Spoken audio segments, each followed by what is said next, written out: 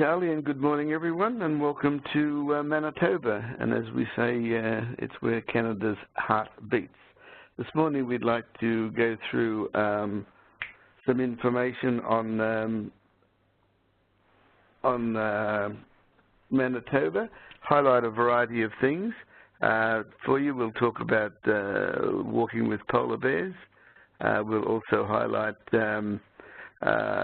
swimming with beluga waves. We'll talk about the Hermetic Code in Winnipeg itself, and a great variety of other aspects on Manitoba. And as you can see, Manitoba is located. It's the geographical centre of North America, in fact, and also in Canada, halfway between Vancouver and Toronto, so it's right in the centre and there in Western Canada, a very, very popular place for travel and tourists from Australia in particular. Direct flights into and out of the beautiful international airport in Winnipeg from all over the US and Canada, in fact.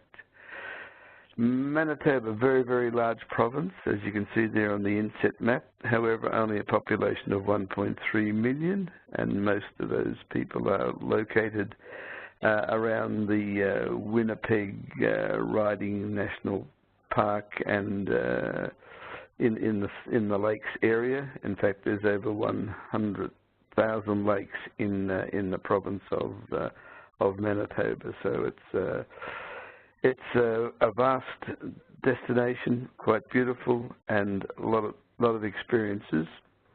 Today we'll be talking about and showing you some of the Manitoba experiences, the famous ones being the polar bears up in Churchill, likewise in Churchill swimming with or kayaking with beluga whales, some information on the capital, which I call the European gem of Western Canada, Winnipeg, a lot of things to do and experience, and also a lot of other activities such as fishing, boating, relaxing, hiking, and all the things that Canada is known for. So let's talk first of all on Winnipeg is the gateway into Manitoba. Winnipeg, as I mentioned earlier on, is in the centre of Western Canada, halfway between Vancouver and Toronto, serviced by a great variety of airlines coming in from all parts of North America. Also, it's serviced by the VRL train. The Canadian train travels through and stops in Winnipeg, so it's a great access for Australian travellers who love to travel on the trains. So let's talk a little of Winnipeg, beautiful, modern, large city. As I said, it's, when I say modern, old and new combination. Some beautiful areas, very cultural, lots of history, lots of activity and things to do, such as the Canadian Museum of Human Rights. It's a magnificent structure, very, very modern, this one, but it traces the human rights of the world virtually. So it has more than 250,000 visitors each year, and it's really about the evolution, the celebration, and the future of human rights, and that is an amazingly important aspect in today's world, as we're all very, very strongly focused on that. So that's one major aspect. Another one is the Hermetic Code. Hermetic Code is quite fascinating. It's certainly worthwhile doing.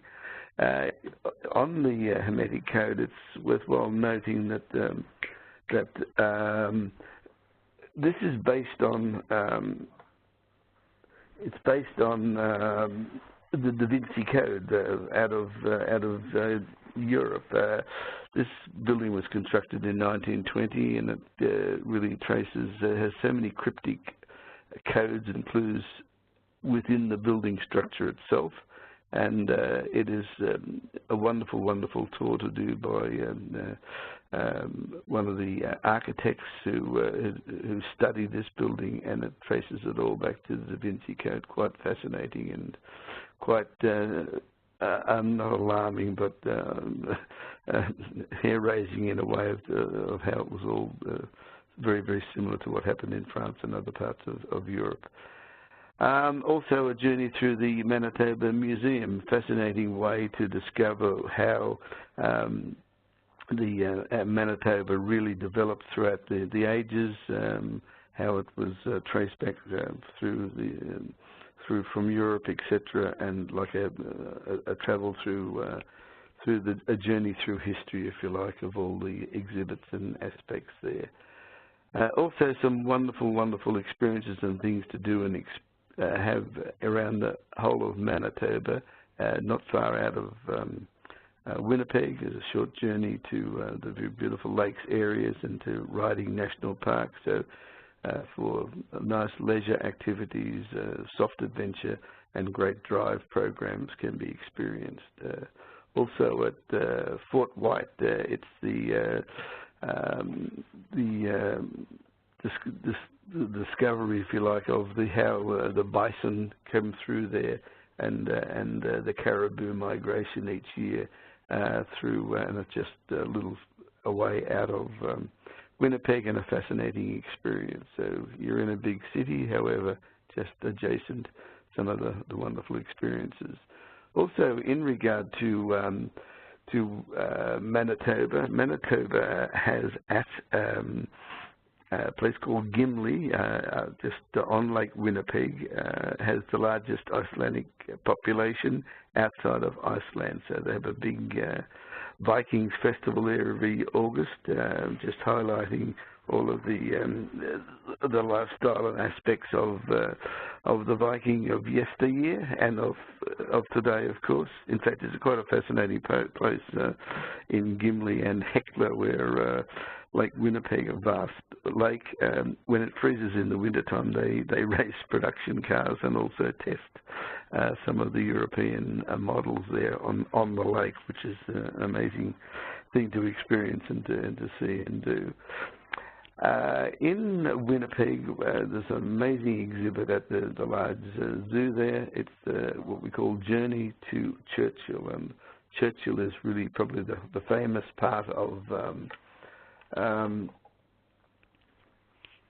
Manitoba, and you walk through this exhibit and you walk through a glass tunnel and you see these magnificent animals, polar bears, just floating and swimming in the glass exhibit there. It's quite a fascinating thing. They have also an outdoor area, whether it be summer, winter, or whatever, just the polar bears in their natural habitat. And that is a great thing to experience for people who are traveling up to Churchill. Churchill is in the northern Manitoba, I guess is the best way to describe it. It's a population of only 923 people, however, a large population of tourists, serviced by the train, the Churchill train as it's called, and air services throughout. It's about a 2.5-hour flight and a two-day train journey, one night on the train. So it's quite a distance, as you could imagine from that, but it's famous for the polar bears in all year round, in fact, and the beluga whales during the summer period. There are a great variety of aspects to Churchill, which we call the seasons of Churchill. In the summer months, thousands of beluga whales, as is stated there, come in through the rivers, estuaries. Belugas are a little like, more like a dolphin, in fact, in its playfulness, etc., than what it would be in a whale. They're also quite small in comparison to, say, a southern right that we would see cruising through the waters of Australia on their migration and their return back to the north. People swim. You can enjoy just kayaking or snorkeling with the whales. The operators there have flotation-type suits, which people just float around and get up close to the whales. Quite a magnificent and amazing aspect.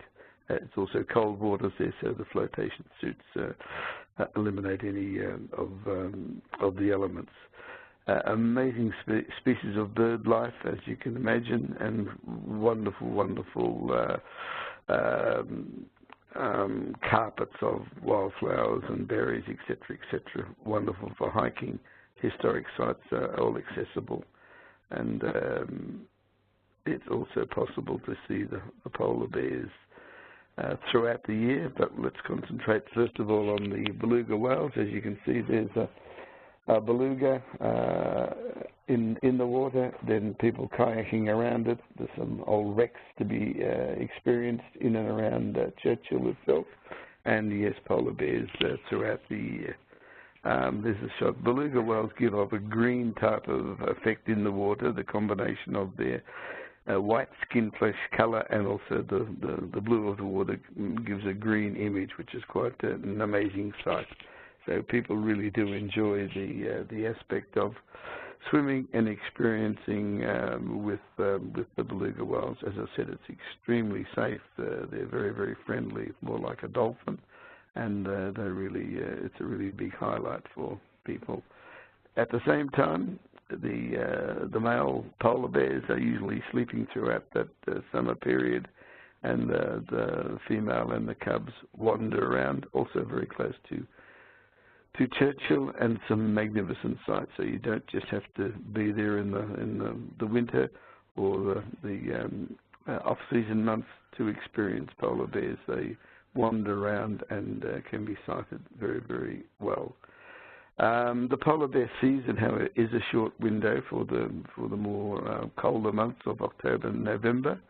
80% of the visits to Churchill happen in that 6-week season, and the tour operators who work through various tour wholesalers, etc., from Australia, all have programs and packages built around the polar bear season. However, as it says there, polar bears all of the time. It is the most accessible population of polar bears anywhere in the world, of which there are up to 1,000 bears in that area, whether it be summer, winter, or throughout the year. But this is also a gathering place where they take off or walk through from Hudson Bay when the freeze starts in the midwinter, and it's the time where they go out hunting for seals and what have you, or baby seals. It's pure nature, and that's where, so you don't see them in the heavy winter months. The operators are not operating in those areas. This is an example of what one would experience with a polar bear viewing. I was there last year in November and did two aspects. One in a tundra buggy, as you see on the top right-hand corner there. The bears are, as we call, white on white. They're more of a cream, but you get the combination of the snow and the colour of the bear. It's not easy to see. That's why it's so important to have a guide or go on a tour who know generally the habitats of the bears and their movements. Sometimes they can be virtually buried in the snow and you don't see them, but a trained eye can do that, and it's fascinating. They're just like big cuddly cats in a way. They're so cute. They're very, very large usually, the full-grown ones, and you see the image there of the tundra buggy. A bear could stand up on its hind legs and reach up to the signage of that buggy. However, the windows are all secure and there's no dangers whatsoever. The buggies are all well catered for. They're heated. They've got food, snacks to have lunch served on board. One or two have their own restaurant on the, but very, very nicely done. That doesn't inhibit at all any of the beautiful nature and of the area. And of the area, which is called the tundra, sort of like in an Australian desert, if you like. I have been walking such as this with a little more snow up close to a bear. We flew out it's November last year, by helicopter to one of the beautiful, amazing resorts an hour out of Churchill. And we spotted a bear just lying down, and then the bear decided to come over and bite the cone nose of the helicopter and decided it wasn't for him and wandered away, and we were very, very close and took some lovely footage of a polar bear wandering around. So it is safe. You'll see the guide there, usually two guides or more with a group.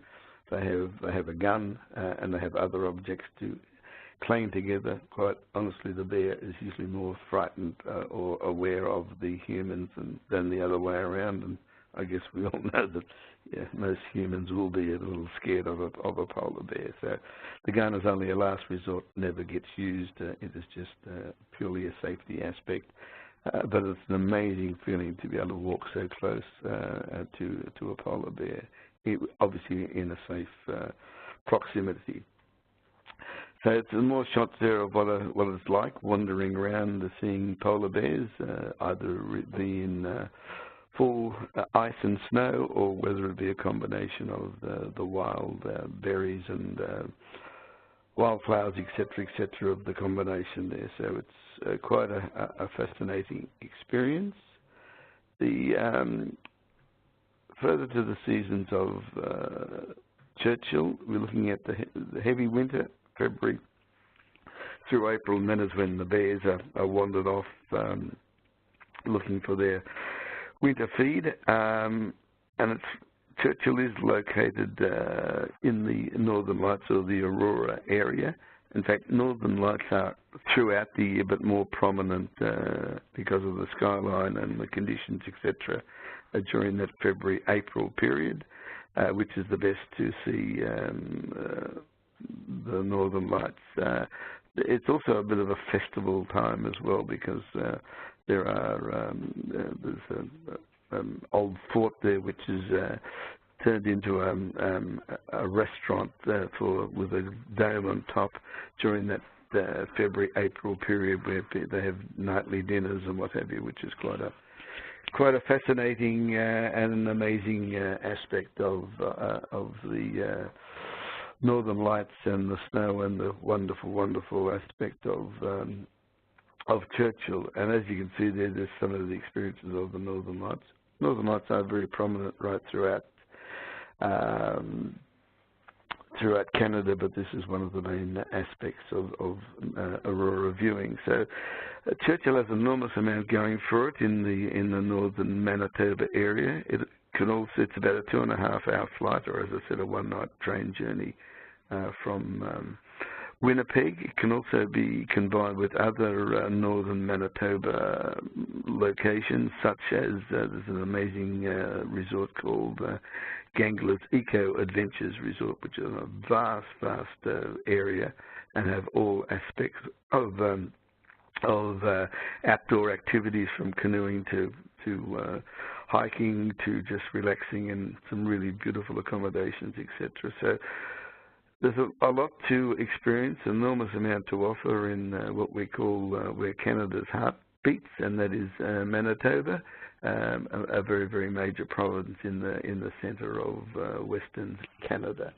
So that's basically the information for today. Charlie had mentioned earlier on that there are some, you may have some questions.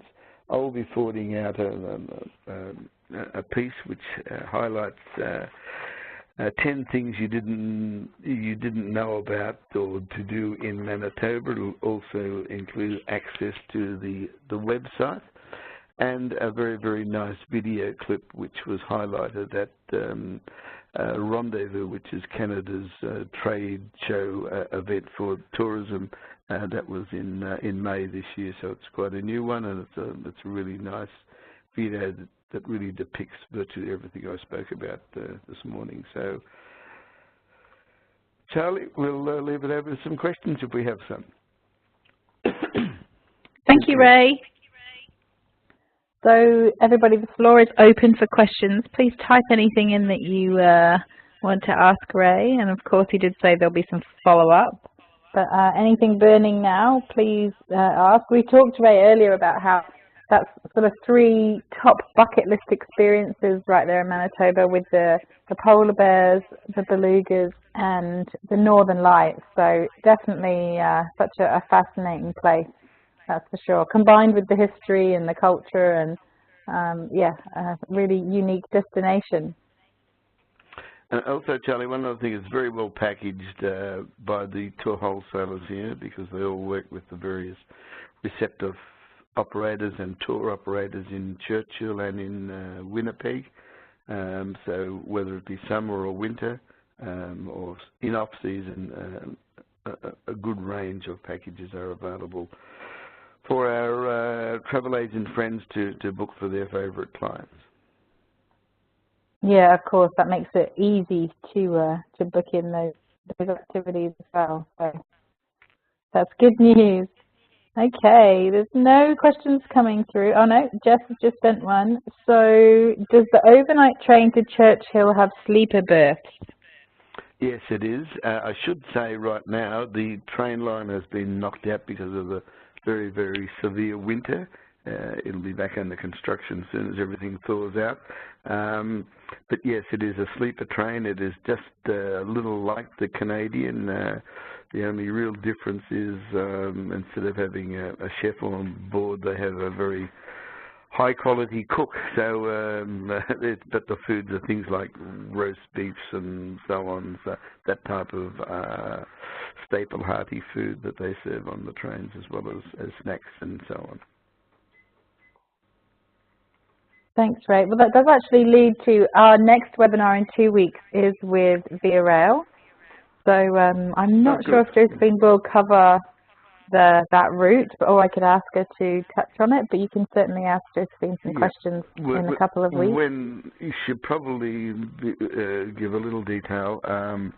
It's because the lines are owned by a mining company from the US. There's a discussion, I guess, between the US company and the Canadian government on the next action for when everything thaws out, and it's only a very short part of the train line that's been knocked out, but it's vital, and it's also vital for the lifeblood of Churchill, because a lot of provisions, etc., for restaurants and other community services comes up on the train, so it needs to be up and running as soon as possible when they can get to the train line.